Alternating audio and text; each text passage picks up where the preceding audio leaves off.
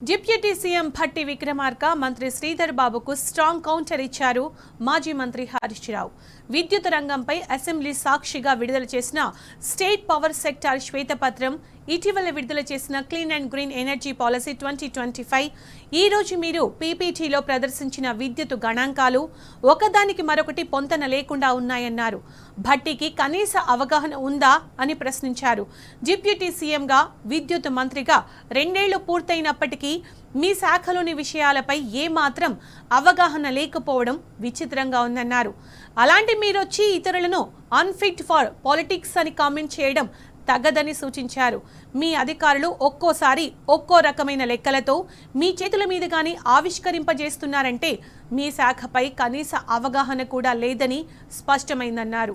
ప్రభుత్వానికి కమిషన్లపై ఉన్న శ్రద్ధ పాలసీలపై ఉండుంటే ఈ పొరపాట్లు జరగవు కదా అని చురకలంటించారు.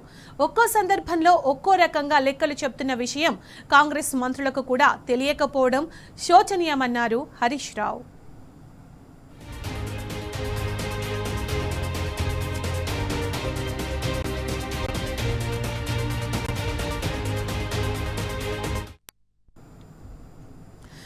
డిప్యూటీ సీఎం భట్టి విక్రమార్క మంత్రి శ్రీధర్ బాబుకు స్ట్రాంగ్ కౌంటర్ ఇచ్చారు మాజీ మంత్రి హరీష్ రావు. దీనికి సంబంధించిన పూర్తి సమాచారం మా ప్రతినిధి లివిల్ లైవ్ లో అందిస్తారు. లివిల్, విద్యుత్ రంగంపై అసెంబ్లీ సాక్షిగా విడుదల చేసిన స్టేట్మెంట్ కి సంబంధించి హరీష్ రావు స్ట్రాంగ్ కౌంటర్ ఇచ్చారు. అప్డేట్స్ ఏంటి దీనికి సంబంధించి? అలా ఏదైతే విద్యుత్ సంబంధించి మొన్న బీఆర్ఎస్ మాజీ మంత్రి ఎమ్మెల్యే హరీష్ రావు చేసిన ఏవైతే వాస్తవాలు ఉన్నాయో వాస్తవాలకు సంబంధించి వాళ్ళ మళ్ళీ సొంకొద్దిరుడు సమాధానాలు చెప్పారు. భట్టి విక్రమార్క విద్యుత్ పై అసెంబ్లీ సాక్షిగా వారు విడుదల చేసిన స్టేట్ పవర్ సెక్టర్ శ్వేతపత్రం, ఇటీవల విడుదల చేసిన clean and green energy policy 2025కి సంబంధించి ఈ రోజు పీపీటీ చెప్పిన విద్యుత్ గణాంకాలు ఒకదానికి మరొకటి పొందడం లేకుండా ఉన్నాయనే క్లీన్ అవగాహన లేకుండా భట్టి గారు మాట్లాడారని చెప్పేసి కూడా హరీష్ రావు మండిపడ్డారు. డిప్యూటీ సీఎం గా, విద్యుత్ మంత్రిగా 2 ఏళ్లు పూర్తయినప్పటికీ మీ శాఖపై మీ విషయాలకు ఏమాత్రం అవగాహన లేనప్పటికీ ఇతరులను అన్ఫిట్ ఫర్ పాలిటిక్స్ అని కామెంట్ చేయడం మీకు తగునా అంటూ కూడా చురుకులంటించారు. మీ అధికారులు ఒక్కొక్కసారి ఒక్కో లెక్కలో మీ చేతుల మీదుగానే ఆవిష్కరింప చేస్తున్నారంటే మీ శాఖపై మీకున్న అవగాహన ఏంటో కూడా స్పష్టమవుతుందంటూ కూడా ఆగ్రహం వ్యక్తం చేశారు. మీ శ్వేతపత్రం పేజీ నెంబర్ 7/12/2023 నాటికి సోలార్ కెపాసిటీ 6123 మెగావాట్లని చెప్పారు. మొత్తం కాంట్రాక్టెడ్ కెపాసిటీ 19,475 అని చెప్పారు. 11/1/2025 నాడు మీరు విడుదల చేసిన clean and green energy policy page number 8లో కరెంట్ ఇనాల్డ్ కెపాసిటీ 5,415 మెగావాట్లని చెప్పారంటే అప్కమింగ్ 2,474 అన్నారు. మొత్తం 7,889 మెగావాట్లు అన్నారు. కానీ 2023లో 6,123 మెగావాట్లు ఉంటే 2025 నాటికి 5,413 మెగావాట్లు ఎట్లా అయింది, పెరుగుతుందా తగ్గుతుందా అంటూ కూడా భట్టికి చురుకలందించారు. ఈ రోజే మీరు ప్రదర్శన పీపీటీలో ఏం లెక్క చెప్పారో మీకు తెలుసా? గతంలో ప్రకటించిన పాలసీ శ్వేతపత్రం పోయి చూసుకున్నారా అంటూ కూడా చురుకలంటిస్తూ clean and green energy policy page number 8లో తెలంగాణ కరెంట్ కాంట్రాక్టెడ్ కెపాసిటీ 26,212 మెగావాట్లు అన్నారు. అదే పాలసీ పేజీ నెంబర్ 10లో 2029-30 నాటికి 49,104 మెగావాట్లు అన్నారు. అంటే 2034-35కు 66,694 మెగావాట్లు అన్నారు. అంటే మీరు పెట్టుకున్న లక్ష్యం 2029-30 నాటికి 1,729 మెగావాట్లు థర్మల్ ఉత్పత్తి లక్ష్యంగా పెట్టుకున్నారు.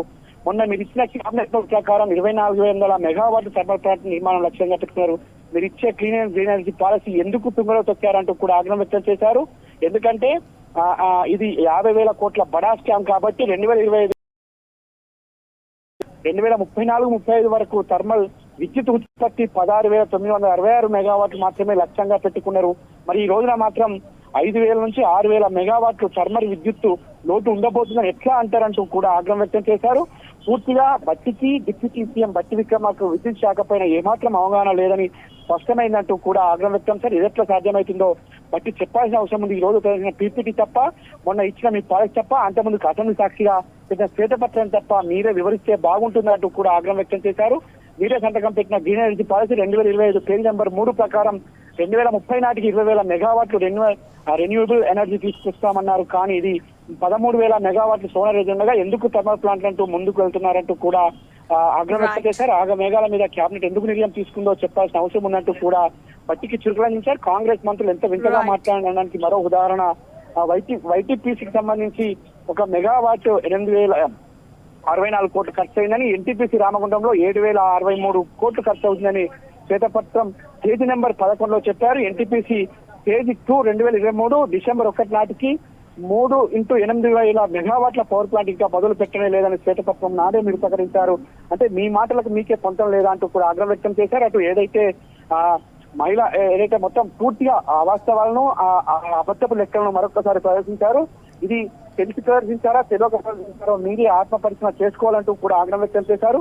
ఇటు శ్రీధర్ బాబు కావచ్చు, ఇటు డిప్యూటీ సీఎం బట్టి విక్రమార్క చేసిన ఏ ఒక్క ఆరోపణ కాదు, ఏ ఒక్క ఆ విషయాన్ని కూడా ఇవాళ స్పష్టంగా చెప్పలేకపోయారంటూ కూడా చెప్తూ ఈ సందర్భంగా వారికి అవగాహన లేకుండా చేసిన ప్రసంగాలే తప్ప ఇంకోటి కాదంటూ కూడా చెప్పారు. పీపీటీ శ్వేతపత్రం అసెంబ్లీలో ఏది చేసినా మీరు చేసినంత కూడా పూర్తి శుద్ధ అబద్ధం అని తేలిపోయినట్టు కూడా ఆగ్రహం వ్యక్తం చేశారు. సునీత, థ్యాంక్ యూ లివిల్, థ్యాంక్స్ ఫర్ ద అప్డేట్స్.